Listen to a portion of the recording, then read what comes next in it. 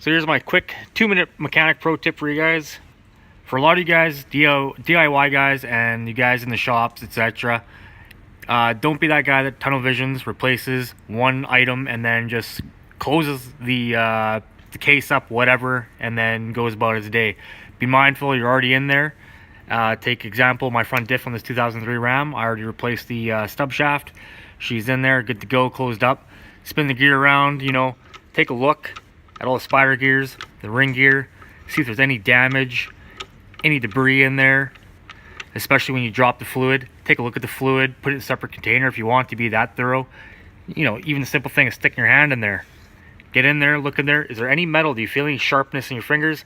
There's no debris in there. Pretty much good to go. Simple thing like that. Be mindful what you're doing. Say, especially on something like this truck, like mine. I have a lot of oil everywhere on this truck. I have a main crank seal that is leaking here. Some people may just overlook that because they're tunnel visioning and then just replacing this, closing it up, going about their day.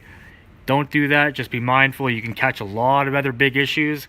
Say if there's something wrong with one of these spider gears in here. You just wasted money replacing the stub shaft, closing it up, putting fluid in there, etc.